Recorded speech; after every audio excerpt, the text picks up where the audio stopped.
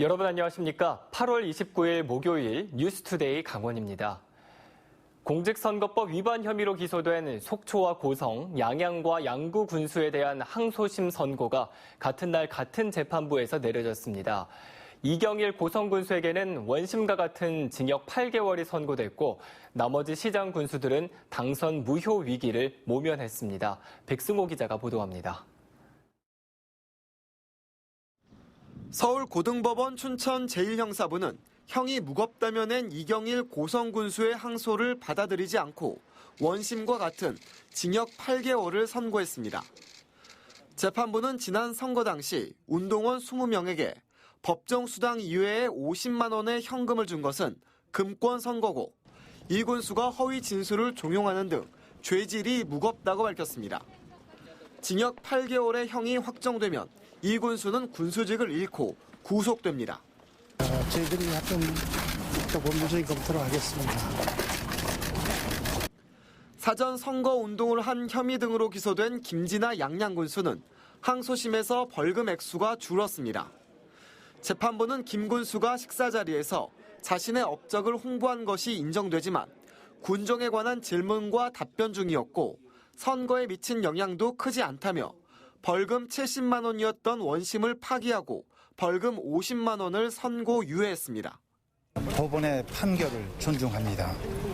법적 홍보에 관한 부분들은 다소 억울한 부분이 있지만 일단 법원의 판결을 존중하고 조인묵 양구 군수는 자신이 직접 쓰지 않은 책의 편저자로 이름을 올려 허위사실 공표 혐의로 기소됐는데 재판부는 조 군수가 편집에 관여한 사실이 있어 조 군수의 저작권이 인정된다며 원심과 같이 무죄를 선고했습니다.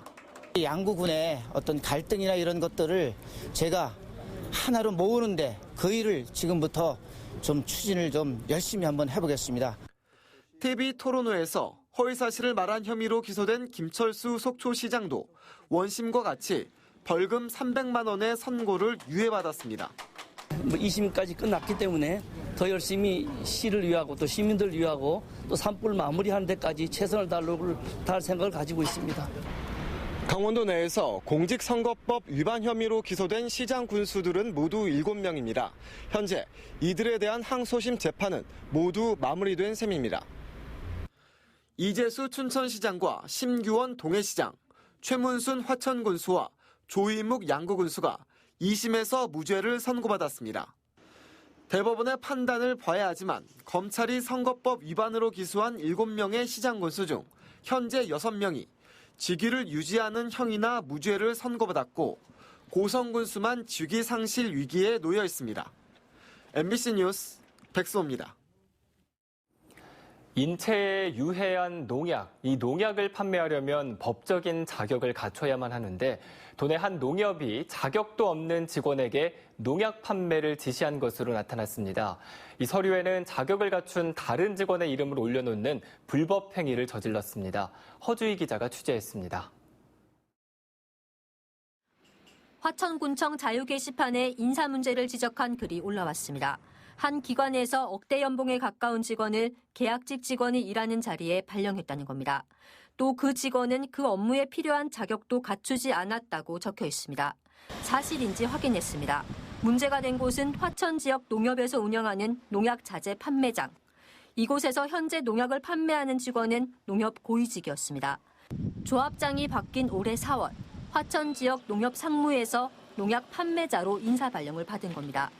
농약관리법에 따르면 농약 판매 관리인은 관련 업무에 3년 이상 종사하거나 다른 자격증이 있어야 하지만 실제 판매 직원은 이 같은 자격이 전혀 없었습니다.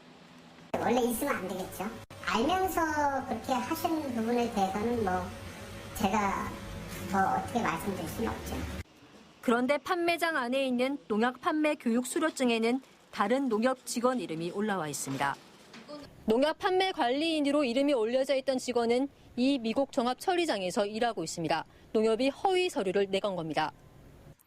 관할 지자체인 화천군에도 농약 판매 관리인을 등록해야 하는데 이곳에서는 또 다른 농협 직원 2명의 이름이 올라와 있습니다. 해당 농협은 가짜 서류를 내건 사실은 인정했지만 상황상 어쩔 수 없었다고 해명합니다.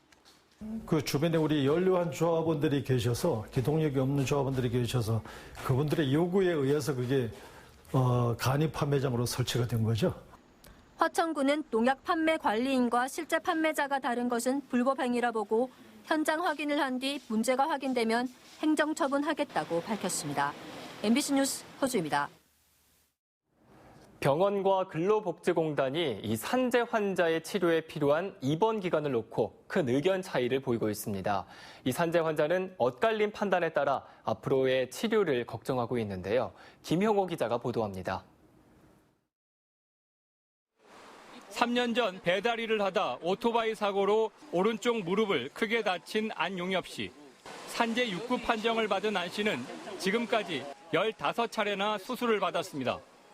과거 수술을 했던 주치의가 근무하는 속초의 한 병원에서 최근 수동 마취 수술 2번과 근육 연장 수술 1번을 받았습니다. 안 씨의 주치의는 6주 추가 입원이 필요하다는 소견을 밝혔는데도 근로복지공단은 4일만 추가 입원을 하고 나머지는 통원 치료를 결정했습니다. 공단에서는 주치의 의사의 말은 무시해버리고 그냥 자문 위촉된 의사 말만 가지고 판단을 때려버린 겁니다. 원무 부장님도 그러고 의사님도 이런 일이 한 번도 겪어본 적도 없고 당해본 적도 없었대요. 근로복지공단은 통원 치료가 가능한 수술이고 전문 인증 재활병원 치료가 필요하다는 입장입니다. 해당 환자의 지난 4년여 동안 수술 횟수와 입원 기간이 과다하다고도 지적했습니다. 이의제기를 할 수 있는 제도가 있습니다. 그래서 이의제기를 하시면 되고, 그다음에 치료가 실제로 필요했을지도 모르고, 또 치료 기술들이 틀리다 보니까 또 뭐 이 영리적인 목적도 있을 수도 있고, 또 그다음에 환자의 사정을 좀 들여다보다 보니까. 집이 경남 양산인 안 씨는 현재 주소지 재활병원에서 치료 중이지만 수술 예후가 좋지 않아 추가 수술이나 입원 치료를 받을 수 있을지 걱정하고 있습니다. MBC 뉴스 김영호입니다. 초등학교 앞을 지나가다 보면 아이들을 기다리는 학부모나 학원 차량들을 많이 보실 텐데요. 이 편하려고 잠시 불법 주차한 차량 때문에 아이들은 매일 도로 위에서 아찔한 순간을 마주하고 있습니다. 보도에 정다혜 기자입니다. 원주의 한 초등학교 앞. 학교 시간이 되자 학원과 학부모 차량이 하나둘씩 모여듭니다. 곳곳에 걸려있는 불법 주정차 단속 현수막이 무색합니다. 아이를 태우는 차, 아이를 기다리는 차. 이런 차들 사이로 무단횡단을 감행하는 초등학생이 한데 엉킨 초등학교 앞 하굣길 풍경이 아슬아슬합니다. 등하교 교통지도를 하는 초등학교 보안관은 매일 긴장의 끈을 놓지 못하고 있습니다. 차량들이 보면 그 제 규정 속도를 안 지킵니다. 그러다 보니까 작년도에는 사망사고가 날 뻔한 그런 일이 있었어요. 현재 원주시는 어린이 보호구역에 1분 이상 주정차한 차량에 한해 8만 원의 과태료를 부과하고 있지만 하나의 단속반이 3개 동을 모두 관할하다 보니 불법 주정차가 기승을 부리는 등하교 시간에 모든 관할 구역을 단속하기는 힘들다는 입장입니다. 실효성을 높이기 위해서는 CCTV를 설치해서 단속을 하는 게 가장 효과적인 방법이겠습니다만은 올해 예산이 다 끝났기 때문에 내년도에 CCTV 설치가 해결 방안으로 떠오르고 있지만 올해 예산은 이미 동결돼 내년까지 기다려야 하는 상황. 매년 어린이 보호구역 내 교통사고가 끊이지 않고 있는 상황에서 보다 신속하고 근본적인 안전대책을 요구하는 목소리가 나오고 있습니다. MBC 뉴스 정다혜입니다. 강원도가 낡은 도청사를 신축 이전하는 것으로 사실상 확정을 했습니다. 그런데 아무런 논의도 없이 이전지를 춘천으로 확정짓는 황당한 일이 벌어지고 있습니다.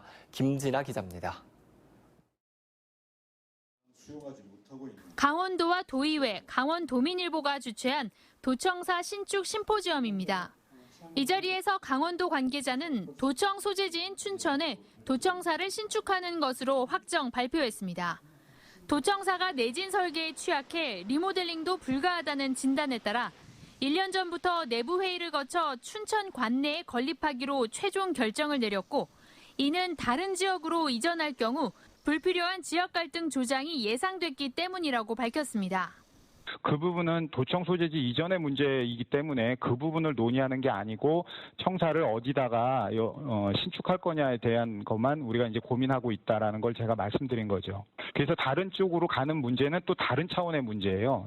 실제로 심포지엄에는 춘천 외에 타 지역 관계자는 초대되지 않았습니다. 행사 후원은 춘천시가 단독으로 했습니다. 154만 도민이 이용하는 도청을 이전하는데 마치 춘천시청을 이전하는 절차와 흡사합니다. 여론 수렴 같은 민주주의 기본 절차가 생략됐지만 춘천에 본사를 둔 언론사 대부분이 문제를 제기하지 않았습니다. 도민들은 강원 100년을 결정짓는 도청 이전 사업을 내부 회의를 통해 결정짓고 일방적으로 추진되는 데 대해 황당하다는 반응입니다. 우리 강원도 전체 도민들의 것이지 춘천의 것이 아닙니다. 그리고 춘천에 이게 60년 동안 있었다고 해서 영원히 춘천에 있으라는 법도 없고, 그리고 앞으로 도청이 새로 지어질 때는 전체 강원도의 100년 대계를 위해서 공론화를 하고. 강원도는 내년 용역을 시작으로 최문순 지사 임기 내 공사를 진행한다는 계획인데 도청사 이전 신축에는 약 2,200억 원이 필요할 것으로 예상됩니다. 도민들은 춘천시청을 이전하는 건지 도청을 이전하는 건지 모르겠다며 공론화를 요구하고 있습니다. MBC 뉴스 김진아입니다. 경술국치일인 오늘 도내 모든 학교에서는 조기를 개양합니다. 강원도교육청은 오늘 경술국치일을 맞아 도내 모든 학교와 17개 교육지원청 그리고 직속기관에서 경술국치일을 추념하는 조기를 개양한다고 밝혔습니다. 도교육청은 그동안 우리는 나라를 빼앗긴 날인 경술국치일을 등한시했다며 이날의 의미를 되새길 수 있도록 도내 모든 학교에 교육 자료를 배포하고 학교가 자율적으로 추념 행사를 진행할 수 있도록 안내했습니다. 산책로와 등산로에 중증 열성 혈소판 감소 증후군을 매개하는 작은 소피 참진드기의 분포가 월등히 높은 것으로 확인됐습니다. 강원도 보건환경연구원이 도내 18개 시군 36곳의 도심공원과 산책로에서 작은 소피 참진드기를 채집한 결과 산책로에서는 지점 평균 82.9마리가 채집됐고 도심공원에서는 지점 평균 3.3마리가 채집됐습니다. 현재 이 병에 전염된 도내 환자는 모두 22명이고 이 중 6명이 숨져 치사율은 27%를 넘어섰습니다. 평창 동계올림픽 개폐막식이 열렸던 올림픽 플라자 부지에 이 평화를 상징하는 예술 작품이 전시됩니다. 평창군은 파이프 조각가로 유명한 이철희 작가가 4.27 남북 정상의 만남을 형상화한 작품을 다음 달부터 1년 동안 전시한다고 밝혔습니다. 이번 전시는 이 작가가 한반도의 평화 분위기가 시작된 올림픽 현장에 작품을 전시하고 싶다는 그 제안으로 성사됐습니다. 양양공항을 기반으로 한 플라이 강원이 오는 10월에 제주 노선을, 12월에는 타이베이 노선을 첫 취항할 계획입니다. 플라이 강원에 따르면 오는 10월 21일부터 양양과 김포에서 출발하는 제주 노선을 주 14회로 취항하고 12월 15일부터는 양양 타이베이 노선과 양양 방콕 노선을 주 7회 운항할 계획입니다. 또 내년 7월에는 중국 선양과 베이징 다싱, 하얼빈 노선을 취항하는 등 국제선 절반 이상을 중국 노선으로 운영할 계획입니다. 플라이 강원은 10월 초까지 운항 증명을 취득할 것으로 보고 첫 항공기는 다음 달 15일쯤 국내로 들여올 예정입니다. 국방부가 국방개혁 2.0에 따른 도내 접경지역 부대 해체와 이전 계획을 주민들에게 직접 설명하기로 했습니다. 강원도에 따르면 육군본부는 다음 달 3일 철원과 화천을 시작으로 4일에는 인제와 양구, 5일에는 고성에서 국방개혁 주민간담회를 개최합니다. 참석 대상은 강원도와 각 지자체 관계자, 주민 대표 등으로 간담회에는 국방부의 허가를 받은 사람만 참석할 수 있습니다. 정의당 강원도당이 설악산 5세 케이블카 사업을 백지화해야 한다고 밝혔습니다. 정의당 도당은 설악산 케이블카 사업은 진작에 백지화가 됐어야 하는데 법과 제도를 무시한 행정과 권력의 언저리에부터 사익을 추구하려던 경제 권력의 농간으로 사회적 갈등만 부추기며 아직까지 계속되고 있다고 비판했습니다. 또 강원도 의회, 민주당 도당, 자유한국당 도당 등 도내 정치권이 사업 추진을 촉구하는 입장을 연일 밝히고 있지만 이는 당장의 표 앞에 눈이 먼 것이라며 후대를 생각하는 정치를 하라고 덧붙였습니다. 건설 경기 침체 등으로 올해 상반기 도내 건축 허가 면적이 전국에서 세 번째로 많이 감소한 것으로 나타났습니다. 국토교통부에 따르면 올해 상반기 강원도 내 건축 허가 면적은 모두 233만 9천 제곱미터로 지난해 같은 기간에 비해 42%나 급감한 것으로 분석됐습니다. 이 같은 감소율은 광주광역시와 충북에 이어 전국에서 세 번째로 높은 겁니다.